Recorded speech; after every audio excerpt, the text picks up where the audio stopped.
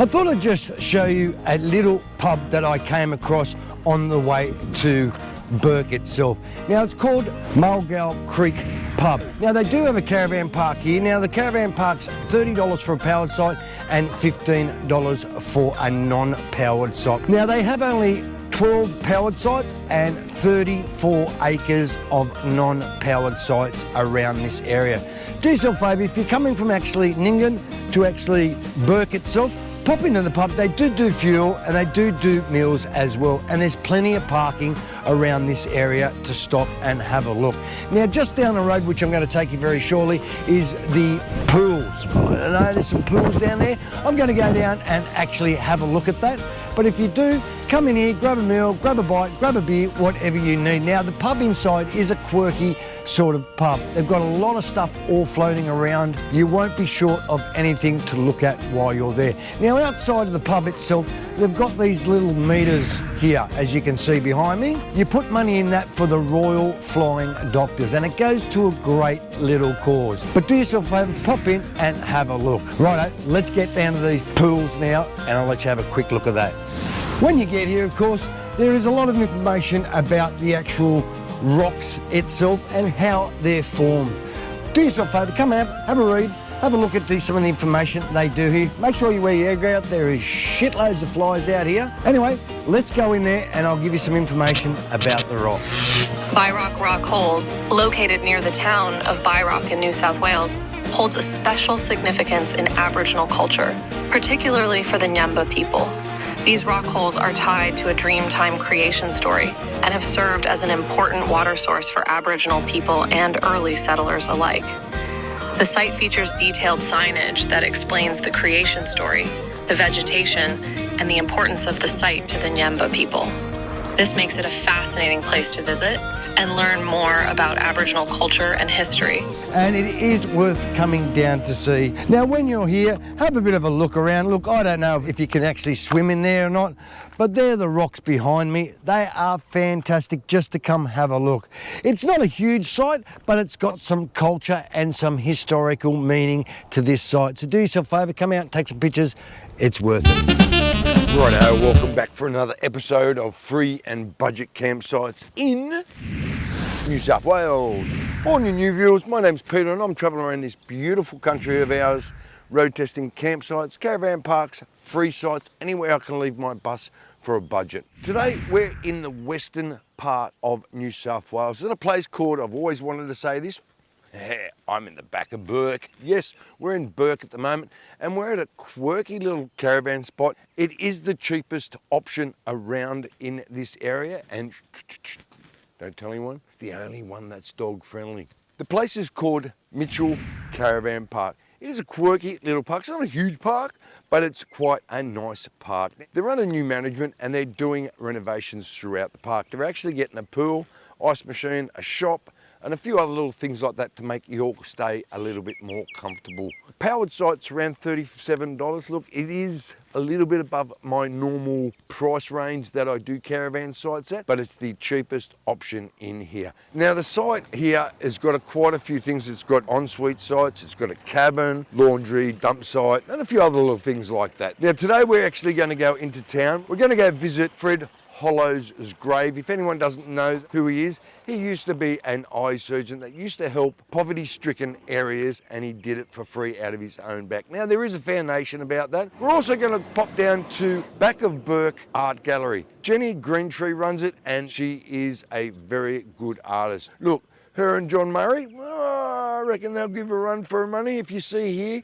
this is one of John Murray's art. Once you see this sort of art, you know John Murray and you've seen some of his work. But Jenny Greentree, and a few things to do around the town, like there is some solo art. There is a few shops you can actually stock up, like there's a IGA and a spa shop very close by. The spa shop's in walking distance from here. It's just over the next street, which is a bonus. So if you need to do shopping, why drive? You can walk. Let's get in there and I'll show you all about this campsite and things around Burke. Let's go.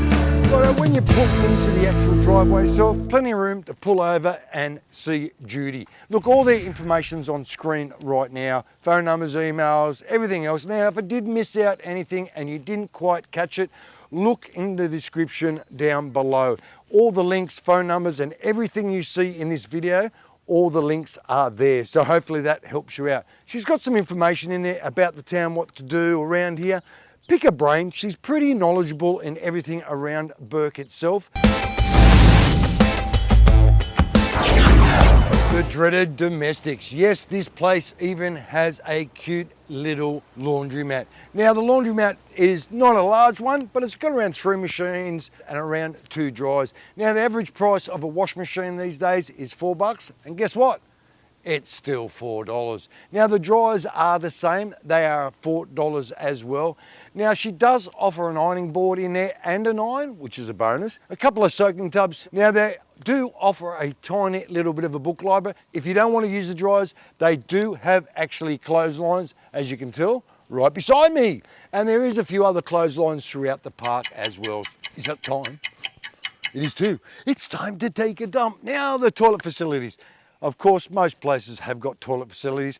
Now these toilet facilities have got showers in them and toilets. Now it's got a really nice bench on it, and it's really old country style amenities, which I'm really impressed with. It looks really nice when you walk inside. Now they do have hand soap and they do have paper towel. Bonus in every way. Now out of 5, they'll get a 4. Is a great score for these toilets. Now outside the toilets areas itself, they've got a little dishy area that you can actually wash your dishes and stuff like that. There is a camp kitchen, which I'm going to show you eventually. Somebody's cooking sausages. I'm out of here. Yum. Oh, I'm so full after that sausage sandwich.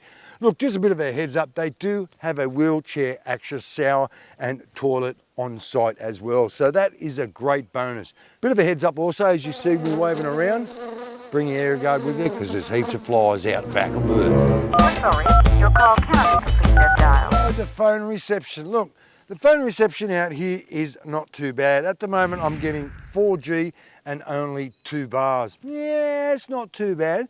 Now, the download speed is only, when I say only, pretty good for everywhere else, is only 54.6.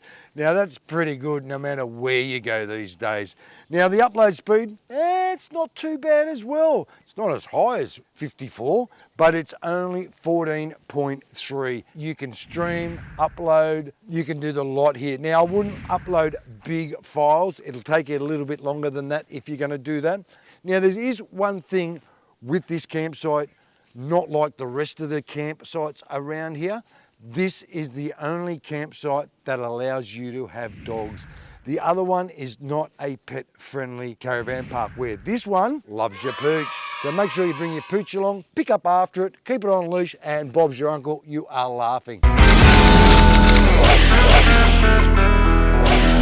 it's the crappy part of the show. Yes, this place even has a dump point, and it's just not only made for cassettes. I can get my rig in there with no troubles at all. There's plenty of turning around space. Now it is not a dump easy, it's a makeshift Burke style. It's a garbo bin, lift up, and there's a pipe inside where you chuck all your crap. Now they do have a hose right next door. There's no meter on it. Boil your water, if not boil bottled water. If not, use your very strong filter. There's not huge for your kids to do around here. There is a bit of a playground set, not much of one, but I did get told she's bringing a new playground set in here for your kids. Now there is some birds at the back. You can actually go say hello to them. They might say hello back. Just be careful when you stick your fingers in them. They might chew it off like they did with mine. Oh, no. Anyway, let's get on our bike. Let's get into town and I'll show you a bit about Fred Hollow's, Jenny's Gallery. Stay tuned for that. Let's get in there and have a look. Hey Clampers, let me tell you a bit about the incredible Fred Hollows. Fred Hollows was born on April 9th, 1929 in New Zealand, and he sadly passed away on February 10th, 1993 at the age of 63. He was an extraordinary ophthalmologist who dedicated his life to helping restore sight to countless people around the world. Fred Hollows was known for his innovative approaches to treating eye conditions, particularly in underprivileged communities. He performed over 1 million eye operations, restoring sight to people who would have otherwise gone blind. He also established the Fred Hollows Foundation in 1992, which continues his legacy by providing eye care services, training local doctors, and raising awareness about preventable blindness. His work has been recognized with numerous awards, including the Order of Australia and the Albert Schweitzer International Prize for Humanitarianism. To this day, Fred Hollows remains an inspiration for his selfless dedication to improving the lives of others through his work in ophthalmology. Righto, when you're in Burke, the thing to do, come out and pay your respects to Fred Hollows. Now, he first visited Burke back in 1971. So when you do come here, there is a bit of a memorabilia, what he actually done and where did he go. There is a little bit of a self-guided tour for the grave out here. It is a spectacular grave. He did deserve the grave he got. Fantastic. And a little memorial for him for helping out all those people with blindness. Good on you, Fred Hollows. Hat goes off to you, bro. Good on you. We're at the back of Burke Gallery with Jenny Greentree. She's the owner and founder of this establishment. Hi Jenny, how are you? Well, thank you, Peter. This is a really beautiful place you've got some really nice art around here. I'm blowing right out at the moment. It is fantastic. Thank you. How long have you had the passion for, and when did you find out you had that gift for painting? I guess I've painted and drawn all my life. Oh, okay, righto. Since a young age? Since a young age, and my mum and dad would, always supply me with pencils and sketchbooks, and we lived on a farm, so I'd go down to the creek and be drawing and sketching. So in the local area? I grew up on a farm near Gilgandra, and I was a school teacher for probably 30 years before we went into my full-time art, which is 20 years ago, and we established the Becker Burke Gallery in 2006. Like this one, for instance, explain.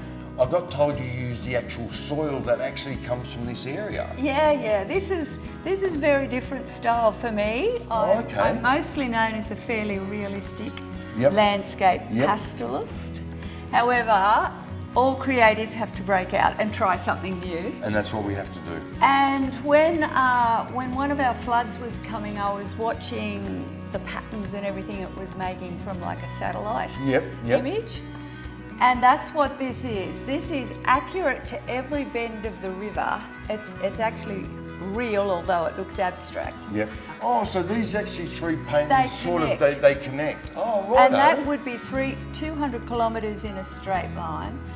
But I was intrigued. This is mixed media on linen, so different to what I usually do. How long has this establishment been running for? As you said before, 2006. Did you have another place before that, or you actually just... No. I came here straight from my teaching. Where do you get inspiration from? Do you get them from photographs? Do you go on site and paint? When we first came to Burke, we lived 20 kilometres west of here, so in the red dirt, amongst the gidgee trees, big blue skies, salt bush, blue bush, that typical Australian outback scene. Yep. So I was surrounded by it. And anywhere you go around here, they're the sights that you see. And then a storm will come up, or a drought will happen, or there'll be rain and a flush of wildflowers. And now we've moved in and we're living beside the Darling River, so I'm amongst the coolabahs and the river red gums. So I don't have to go far. What sort of mediums do you use actually to do the point? Oil, is it chalk, is it charcoal, what? I'm most known for using pastels. Oh, righto, okay. These works are all pastel. And they're water-based for people that don't really know what they are? They're actually a piece of chalk. Oh, okay, righto. So I get my background on with them, and then the really fine details are actually pastel pencils. So to get these twigs of the trees and things like that. So that's all pencil? The fine lines are, but the rest is a piece of chalk. I'm assuming you've got a Facebook page, Instagram, website, everything else? Yep. Yeah, and like you were saying, it's pretty easy to navigate through all your websites and stuff like that? Oh, cool. And you can order it online and you post them out to them and stuff like that? That's right. Steve, my husband, he makes a crate. We can still use Australia Post for a lot of artworks, which keeps the postage at a fairly decent price, which Go is Australian great. Post. Righto, look, if you're ever out in Burke, you just got to come out here and say, oh, look, I'm in the back of Burke. Well, actually, this is what tricks people up. A lot of people are looking for my gallery in Burke. Yes. And it's not. It's a little village, a little tourist village, 5 kilometres north of Burke. So make sure you follow the signs and come out of Burke, cross the beautiful Darling River, see the old North Burke Bridge. You might be heading up to have a ride on the Jandra Riverboat. It all happens in our little tourist village.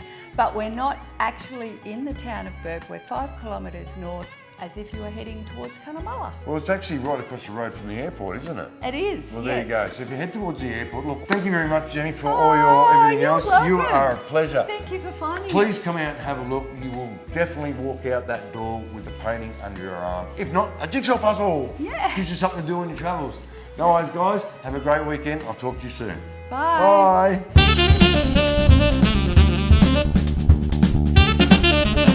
Now, fires in the park, of course, they're not prohibitive on the ground itself. Now, they do have a great fire pit out here where you can sit around, have a bit of a fire. The wood is supplied, sit around with all your mates, have a bit of a drink and have a bit of a chat. Now, right next to that is the camp kitchen. Now, it's the same averagey sort of camp kitchen, what you're going to get all around the place. They've got kettles, they've got toaster, microwave, they've got a barbecue inside. They've got a TV to actually watch while you're there, and she also offers spoons, knives, stuff like that, cutlery and everything else in a box right next to the barbecue. So use them as you will, but what a great little camp kitchen she offers. How cool is this?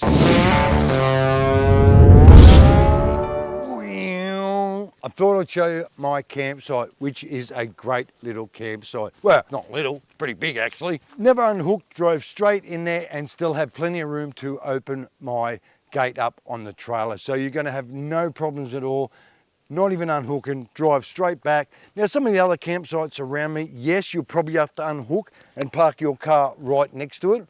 It is what it is in some of these campsites, but if you're lucky enough to get one of mine or the corner ones, they are extra long. But these ones here, I didn't even have to level up my van at all. Now they're all on nice, lush green grass. Now, of course, out back of Burke, you're not gonna get really green grass, but she has done a wonderful job on keeping this lawn green. You can see the sprinklers going around the place, and she's trying to make this place spot on. Now there is some shaded areas you actually go under. Just be careful when you go under some of these trees and that. Now the water and power are right next door. Now things with the water, yeah, I don't know. Look, I'd advise you to put a decent sized micro filter on it, in line of course. Now there is sites at the front of the park and at the back of the park. The ones at the front are more on gravel. I'm stoked. I reckon I've got the best campsite in the Caravan park. As well, I thought I'd show you the ensuite drive-through sites. Now these are pretty cool. You've got a little ensuite right beside your van, and you've got a huge spot to actually park your van and pull in.